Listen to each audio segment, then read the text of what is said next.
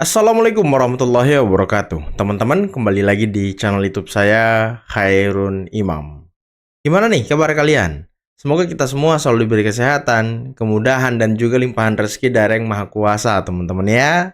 Nah, di video kali ini kita akan melihat bagaimana pengacara dari TPUA, pengacara dari Roy Suryo CS, yakni Ahmad Kosinudin, pengacara kondang tahun ini, yang selalu tampil di TV, di podcast, yang cuma bisa teriak-teriak, ngamuk-ngamuk.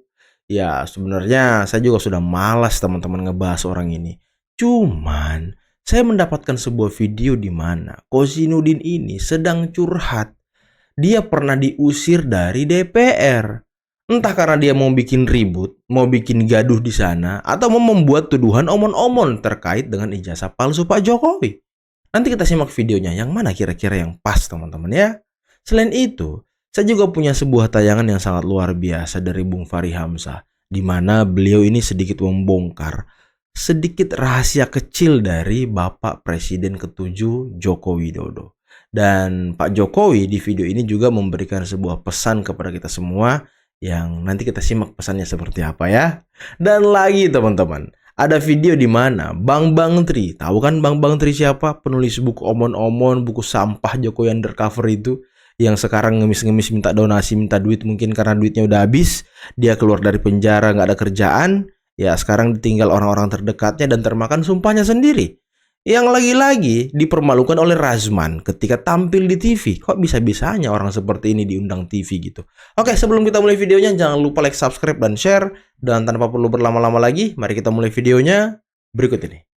Kita ini sebenarnya sedang mendidik ya masyarakat kita, rakyat kita untuk bertindak sebagai orang yang punya narasi kebangsaan, orang yang punya sikap negarawan, yang jujur, tidak ada dusta, tidak membuat narasi yang menuduh, tidak membuat narasi yang menuduh. Sepertinya omongan-omongan Kosinudin tadi itu ya untuk Roy Suryo yang duduk di sampingnya. Roy Suryo, dengerin tuh Kosinudin ngomong. Itu pesannya sangat luar biasa. Itu untuk Anda, itu paling cocok untuk Anda. Dengerin makanya. Sepanjang wakil kita yang namanya DPR itu menjalankan fungsinya. Kasus ijazah palsu ini menjadi panjang juga diantaranya karena lembaga-lembaga negara ini tidak bekerja sesuai dengan fungsinya. Tidak Misalnya, bekerja. dugaan pemalsuan ijazah saudara Joko Widodo atau dugaan ijazah palsu sempat kami bawa ke Ketua DPR RI saat itu, Puan Maharani. Di sebuah komunikasi publik wawancara menyatakan, ya kalau ada bukti silahkan bawa ke DPR. Begitu kami mau bawa ke DPR, kami malah diusir oleh Pamdal. Terjadi dorong-dorongan saat itu. Diusir ya Artinya kan? kalau saat itu DPR bekerja sesuai kewenangannya, gulirkan hak angket, melakukan penyelidikan. Kalau DPR saat itu punya kewenangan manggil presiden, saudara presiden, datang ke DPR. Aku mendengar rakyatmu ada membicarakan ijazahmu. Katanya rakyatmu mengatakan ijazahmu palsu. Tolong tunjukkan ijazahmu. Tunjukkan asli, selesai. Tapi kalau saat itu ditunjukkan ternyata palsu, majulkan saat itu, selesai juga. Ada orang mau bawa bukti ke DPR tapi diusir. Kasihan banget orang-orang ini loh. Datang ke Komnas HAM nggak dapat apa-apa, datang ke Kompolnas nggak dapat apa-apa, ke Ombudsman nggak dapat apa-apa, menyurat ke Pak Prabowo dicuekin, ke DPR malah diusir. Emang setidak penting itu kalian? Dan apa yang dilakukan oleh Pak Jokowi itu adalah kekuatannya. Dan kekuatannya itu masih ada. Saya pernah debat sama orang di luar negeri ya. Karena saya bernuansa bahwa Pak Jokowi itu seolah-olah nggak suka baca, terus nggak suka pidato gitu kan. Terus dia bilang gini sama saya, Fahri, coba kamu pikir ya, bagaimana ada orang menang 2 kali di pilkada, saya bilang, kota 2 kali, lalu dia menang di gubernur, di ibu kota, ya, lalu kemudian menang 2 kali sebagai presiden. Terus kamu anggap dia orang biasa. Come on, dia bilang. Coba pikir ulang. Saya terpana dengan pikiran itu. Jadi kita ini kan kadang-kadang senang dengan yang hura-hura, yang wah begitu ya. Tapi kita tidak sadar bahwa orang tuh punya kekuatan. Dan apa yang dilakukan oleh Pak Jokowi itu adalah kekuatannya. Dan kekuatannya itu masih ada. Apalagi umur beliau itu masih lebih muda dari Pak Prabowo. Dia juga punya kekuatan. Karena itulah kita membangun satu mekanisme agar dia berfungsi dan bermanfaat bagi bangsa ini.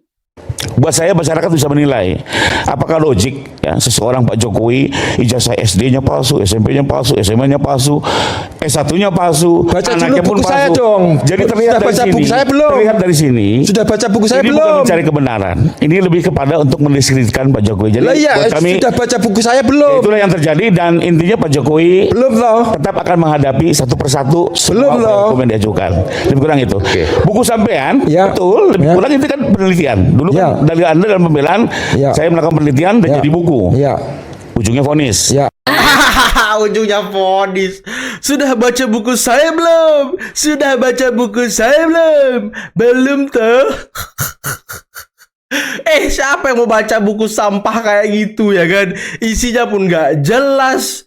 Aduh. Masa seorang Pak Jokowi dibilang nggak lulus SD, nggak lulus SMP, nggak punya ijazah, nggak jelas orang ini. Aduh, udah ngemis-ngemis minta donasi kemarin. Sekarang minta dibaca bukunya, suruh beli. Aduh, rugi bandar. Ini buku Pak Bambang Tri kan? Dengan ini kan Pak Bambang Tri masuk penjara kan? Ya karena Nah tunggu dulu masuk kan? Terus Pak Bambang Tri sudah menjalani kan? Ya. Nah sekarang pembebasan bersyarat kan? Ya. Kalau Bapak ribut-ribut lagi bisa masuk lagi loh Pak. ini intimidasi ini. Panik, Saya panik. mau bicara di sini. Ini Bambang Tri panik. Saya hanya memberitahu. Saya masih PK. Iya, Saya PK, masih nggak PK. apa-apa. Ya iya kok ditakut-takuti gini. Saya nggak Panik takut. dia. Bukan ditakut-takuti. Iya jelas lah. Pak, saya sendiri pun dalam Panik, proses menghadapi panik. persidangan tidak takut. Sudah Yang Dimulyono saya mau mengatakan katakan adalah, Jokowi masuk UGM tanpa tes. Mahmud Pak. Windu mengatakan Jokowi tes masuk UGM Kata bareng saya. siapa? Kata Mana siapa? yang benar? Kata siapa, Pak? Mana yang benar? Pak Bambang Tri itu kata siapa, Pak?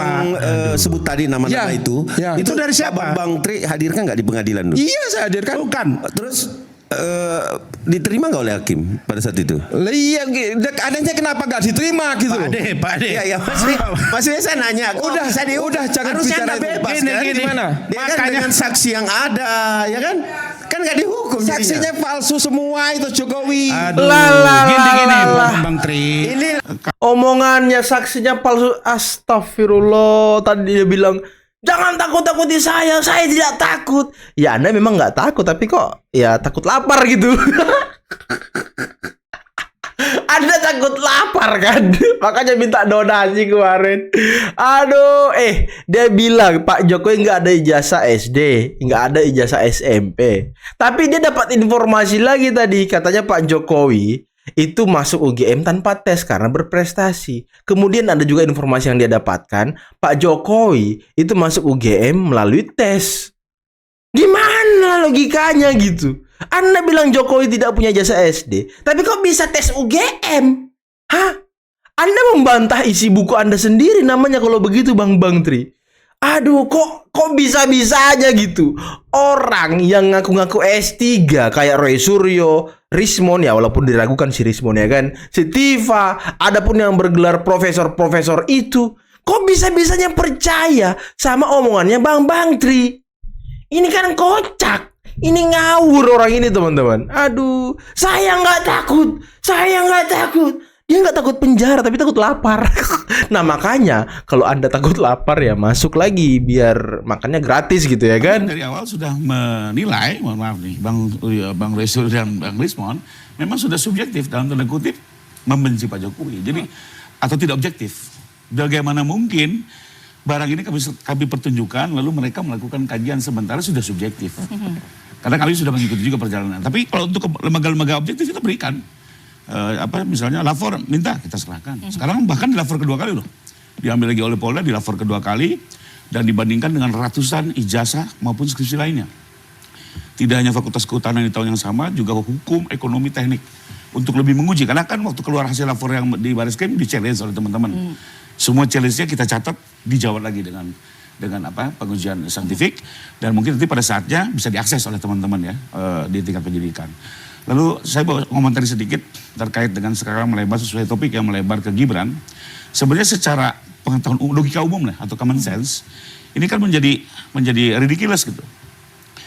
Dulu Bambang Tri tahun 2022 menuduh ijazah SD, SMP, SMA Pak Jokowi palsu semua. Lalu masuk kelompok TPUA dan Bang Roy bilang yang S1 palsu juga.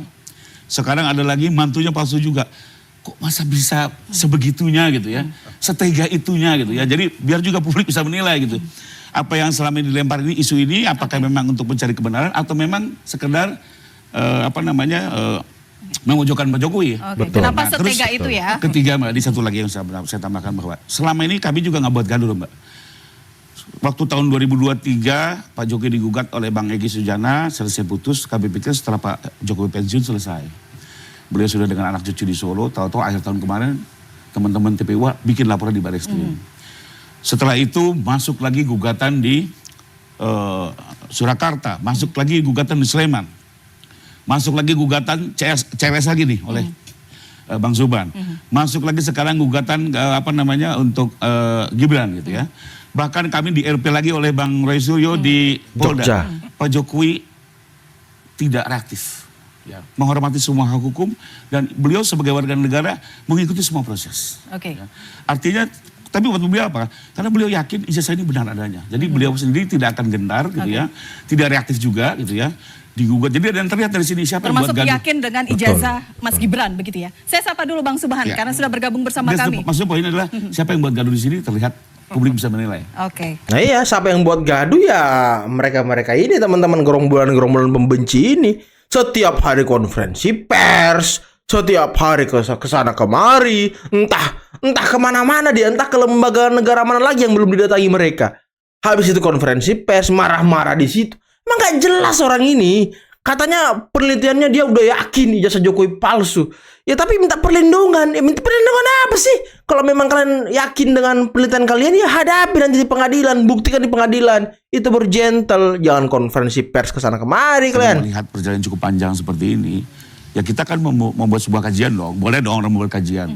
Kita melihat ini ada tujuan politik gitu ya. Lalu di belakangnya ini tentunya ada energi yang akan mensupport ya, karena tentunya kalau tujuan politik ini kan tidak berjalan sendiri. Bisa Betul juga, itu, seperti bilang Bang Norman, bisa juga 2029 banyak orang yang ikut ya, secara disadari dan tidak disadari. Tapi kalau buat kami orang hukum, kami nggak penting dengan itu. Saya bisa Tapi tambahkan. variabelnya kepada hukumnya saja.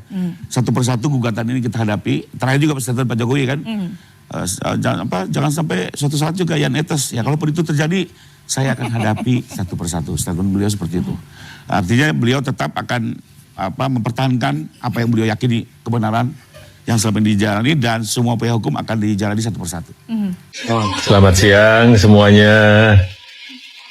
Saya ingin mengucapkan terima kasih yang sebesar-besarnya pada seluruh warga masyarakat yang telah datang ke rumah. Meskipun mohon maaf, kadang-kadang saya pas keluar kota, dan juga mohon maaf mungkin pas saya baru keluar rumah. Kalau pas saya ada, saya pastikan saya akan menemui Bapak Ibu semuanya.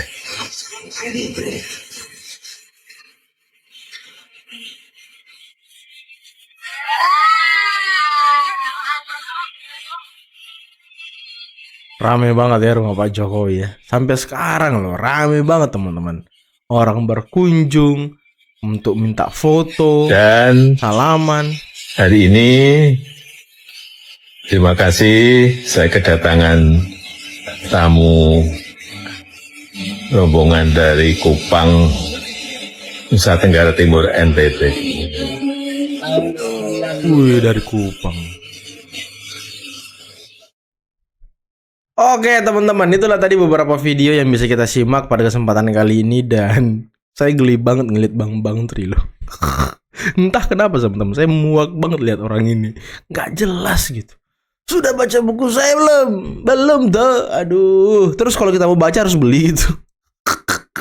Udah minta donasi, bukunya minta dibeli. Aduh, entah apa-apa orang ini.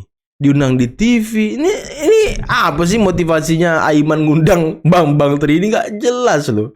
Informasi yang diberikan pun nggak jelas. Aduh, nggak ada yang sinkron informasinya. Dibilang nggak punya ijazah SD. Dia dapat informasi Pak Jokowi tes di UGM. Di mana korelasinya? Nggak ada, kok bisa-bisanya gitu.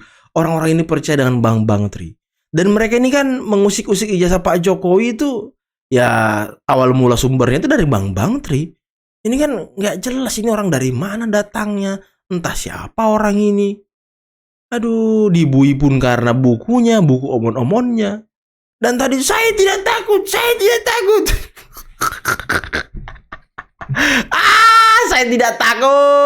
Aduh, tapi takut lapar. Minta donasi dengan embel-embel. Saya akan mendatangi tempat-tempat di mana saya. Aduh, udahlah. Jujur aja lah. Minta donasi buat makan karena nggak ada pekerjaan. Ya jujur aja gitu. Buku nggak laku-laku ya kan. Nggak ada yang mau beli. Siapa yang mau baca itu undercover tuh? Nggak jelas isinya. Embel-embel penelitian pun, white paper itu, aduh ya Allah, buku apalah gitu ya kan. Mereka terus bertahan di atas ya. Bisa kita dengarkan tadi kata Kozinudin.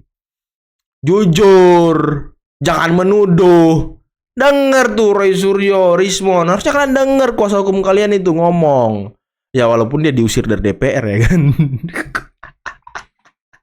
Aduh, di mana-mana nggak diterima sepertinya orang-orang ini ya. Ke Kompolnas ditolak, Komnas HAM bukan ditolak sih, tapi ya diterima begitu aja, diterima udah selesai, nggak ada tidak lanjut, nggak ada. Emang nggak, karena nggak jelas orang ini. Ombudsman pun seperti itu.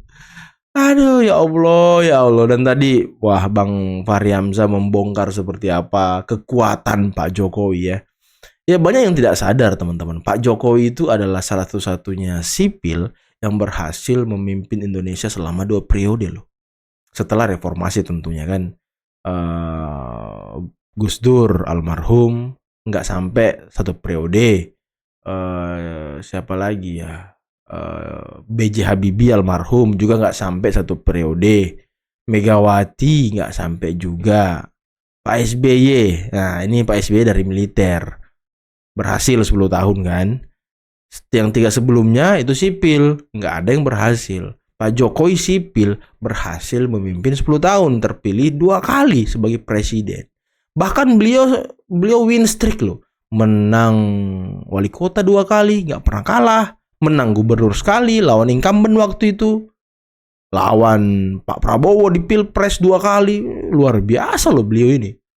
Ya, makanya banyak orang tidak sadar teman-teman dengan keajaiban Pak Jokowi. Kemudian Pak Prabowo 4 kali maju sebagai kontestan Pilpres. Pilpres kalau nggak salah ya. 4 kali ya, wakil dari Bu Mega sekali. Lawan Pak Jokowi 2 kali, berarti 3 kali. Ini yang keempat kalinya berarti ya. Dan waktu itu Pak Prabowo bilang, saya nggak akan maju kalau tidak ada dukungan dari Pak Jokowi. Karena beliau sadar mungkin ya melihat keajaiban dari Pak Jokowi itu sangat luar biasa teman-teman. Dan ini yang harus kita catat. Ya itulah keajaiban dari seorang pemimpin yang baik, yang jujur, yang selama ini berusaha untuk digoyang-goyang, difitnah lah, dipojokkan lah, dicemarkan nama baiknya, diinjak-injak harkat dan martabatnya. Ya karena mereka sadar bahwa Pak Jokowi itu punya power loh. Dan power itu harus mereka rontokkan kalau mau mengalahkan Pak Jokowi. Dan ya buktinya teman-teman, gerombolan pembenci ini 4 kali, 3 kali mungkin melawan Pak Jokowi di Pilpres, kalah terus. Terakhir kan ya mereka mendukung Anies. Oke lah, mungkin cukup sekian dulu video kali ini. Jangan lupa like, subscribe, dan share videonya. Akhir kata, billahi taufiq wal hidayah. Assalamualaikum warahmatullahi wabarakatuh. Bye-bye.